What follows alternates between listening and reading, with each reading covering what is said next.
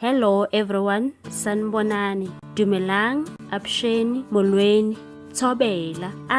lochani. I hope you all good people out there. Welcome to 105 online channel. In this channel, we are bringing you celebrity news, entertainment news and gossip celebrity news. If you are new into this channel, please subscribe and hit that notification button. Lutho njengoba mina ngumongameli wokuqaba ngumongameli wabampofu ngumongameli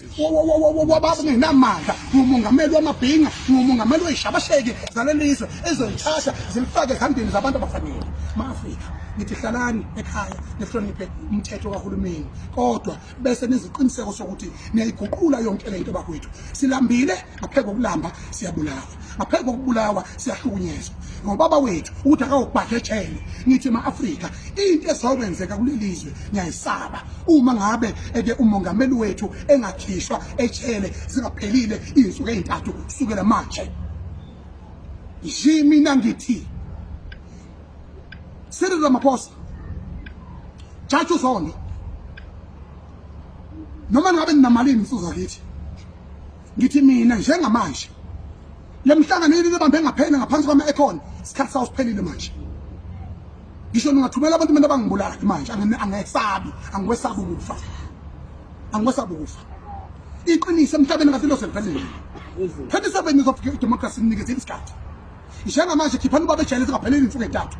ngale kwalokho liyobe sukuthi nina seniyiphosela kwaZulu sithi na akhozi nene lemvubu lengadliwa singweni ucebe sithi thina kwaZulu akhosoka lengemesika ubaba amagama ahlala wakhuluma uhlala ethikithi umuntu akayahlo imuphi umgqomo kulahla umuntu ikhehle no 8 years elazabalana lelizwe nithula ama-Afrika nilena injazi yahlula nineka amasenge kulelizwe ekubeni nazi kahle ukuthi e-Afrika akwenzeki ukuthi umuntu omdala kangaka i-freedom fighter isejele ma-Afrika ngixolisa ngokuphamisa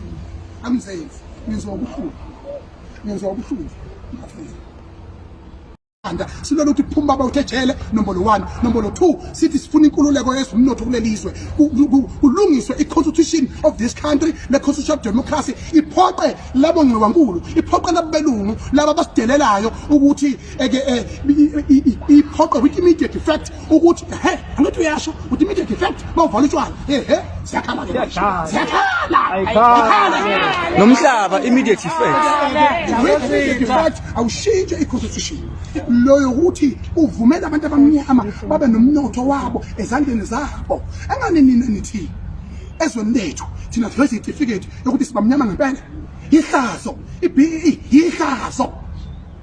uthi mina kufanele ngi-introduce iphepha elithi ngimnyama ezweni lami I will never allow that uma umuntu omnyama ordinary ukhuluma nje ubani kodwa uma umuntu omnyama uthi unelungelo lokuvota ubaleke mawuvota makufanele uvoice out your concern regarding the matter that is a crisis, this is a big